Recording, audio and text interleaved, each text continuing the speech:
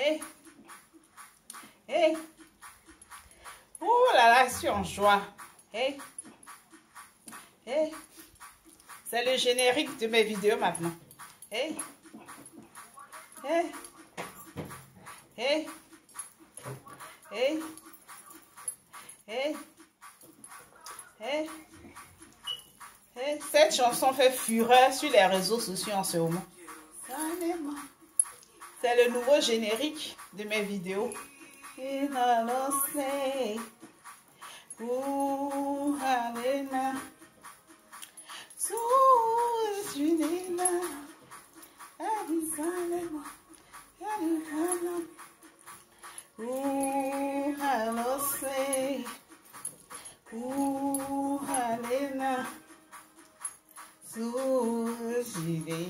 Je vais arrêter la musique maintenant.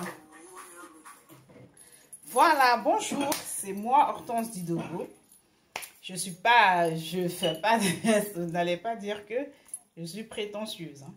Je me présente, Hortense Didogo, votre nouvelle blogueuse sur les réseaux sociaux. J'ai ma chaîne YouTube, je suis toute nouvelle dessus.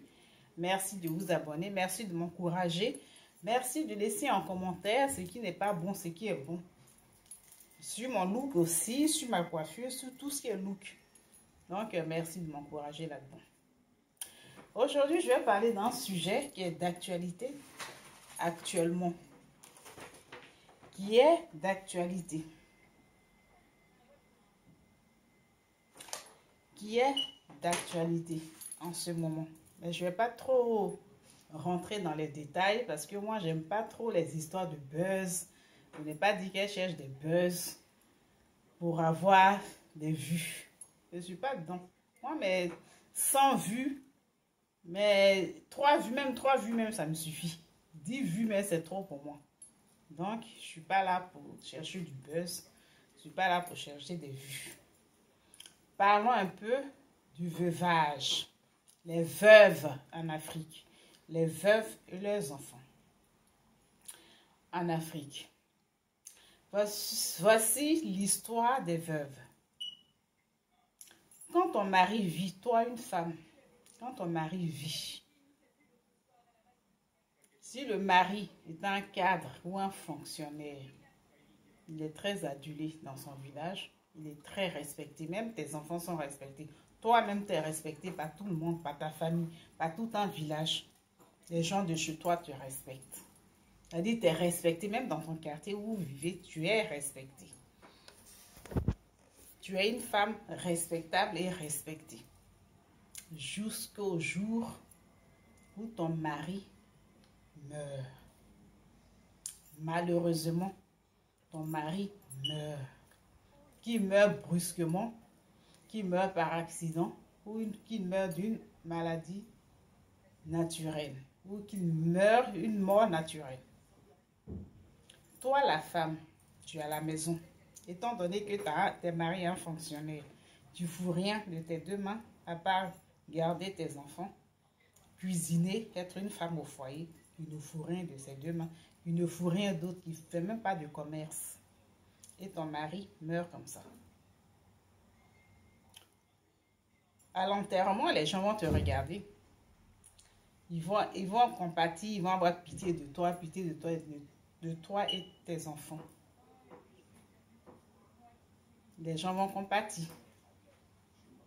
Mais, une fois que l'enterrement est fini, on dit là,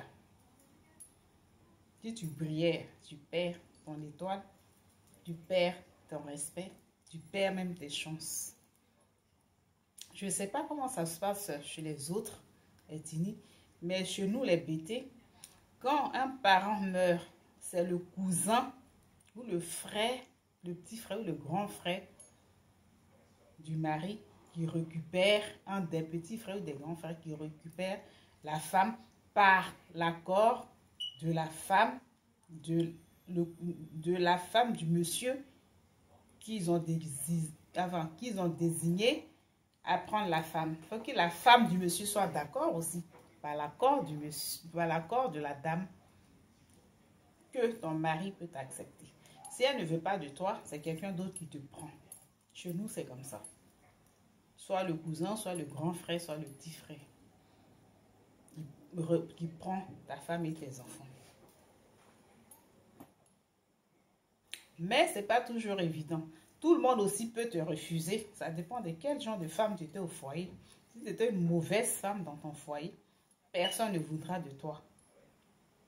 Et dans ces cas-là, tu tombes à zéro. Tes enfants qui n'étaient pas habitués au village vivent maintenant au village avec toi. Parce que tu as été une mauvaise femme au foyer.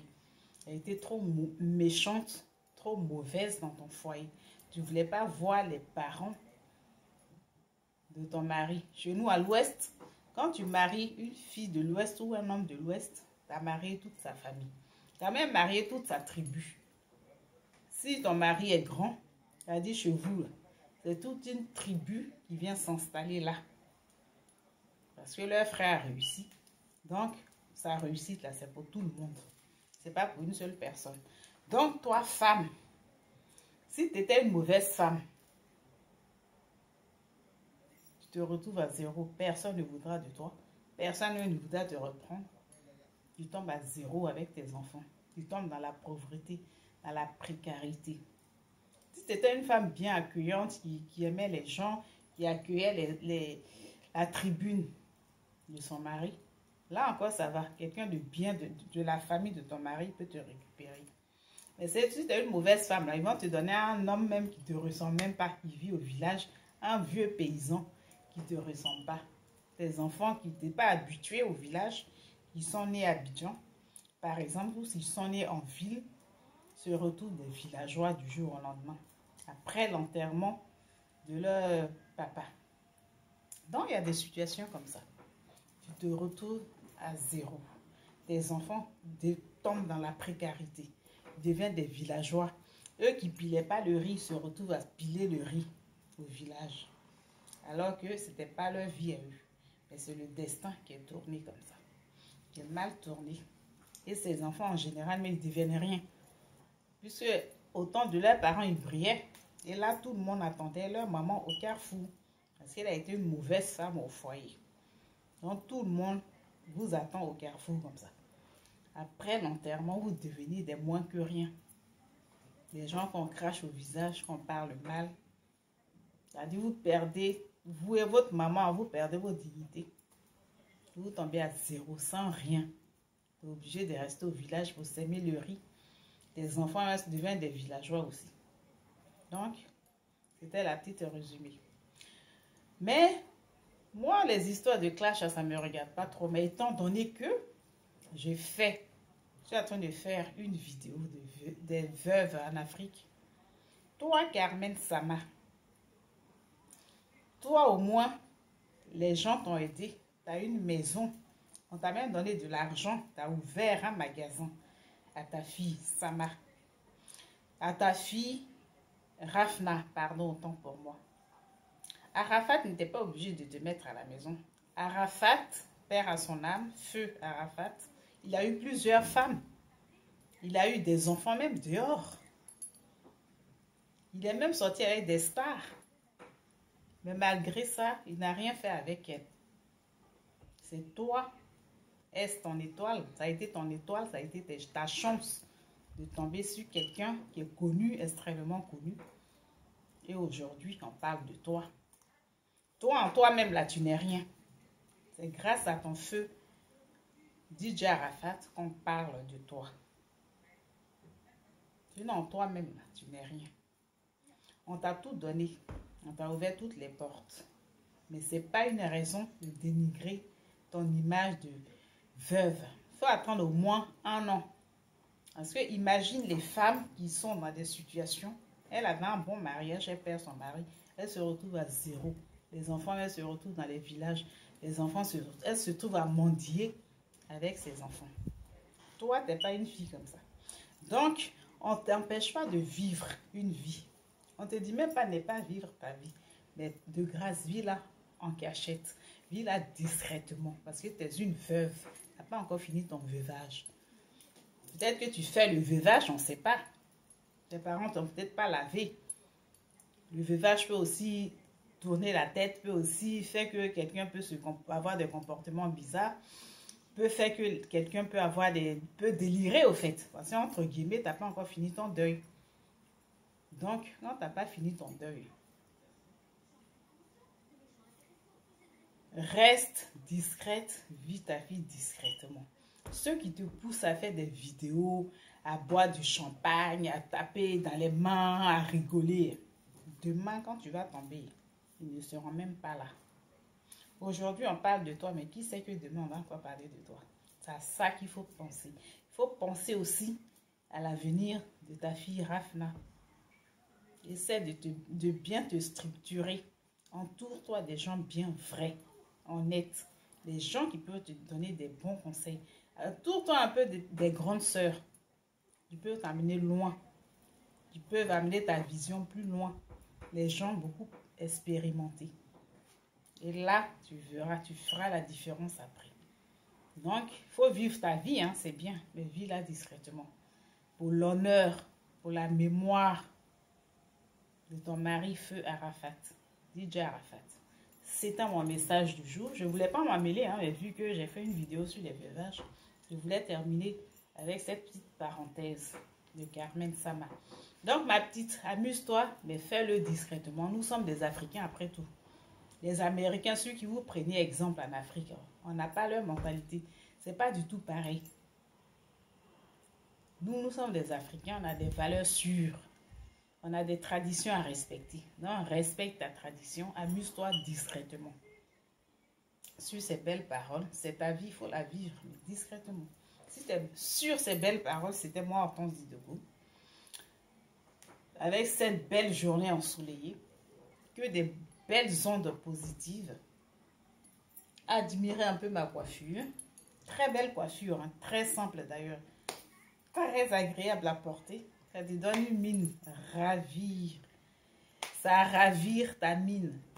Ça ravire. Ça t'esplende. T'es resplendissante. Non, c'était moi. Hortense Didego. Au passage, n'oubliez pas de vous abonner. Likez, partagez et abonnez-vous à ma chaîne YouTube. Merci à mes amis qui me suivent sur YouTube ou sur Facebook. J'ai compris tous vos messages que vous m'avez laissés. Mais m'insulter n'est pas une bonne chose. Ce que moi je poste, les posts que je fais sur les réseaux sociaux, je ne suis pas comme ça dans ma vraie vie. Dans ma vraie vie, pour les gens qui me connaissent, je suis une fille simple. Je suis beaucoup verte, rayonnante, rigolote, qui aime les gens. Je ne suis pas renfermée. Donc, les posts que je fais, ne tenez pas compte de ça. C'est sur les réseaux sociaux. Nous tous, on s'invente sur les réseaux sociaux. Je ne dis pas que je m'invente sur les réseaux sociaux. Je ne dis pas que je m'invente une vie. Mais ce que je poste sur les réseaux sociaux et dans ma vie, à moi-même, en vrai, c'est pas pareil. Donc, c'était moi. Bisous, bisous, bisous. Et soyez toujours là. Merci de commenter mes vidéos pour voir aussi ce que vous pensez. Si vous ne commentez pas, comment je peux savoir? Donc, commentez. Merci de partager. À bisous, gros bisous.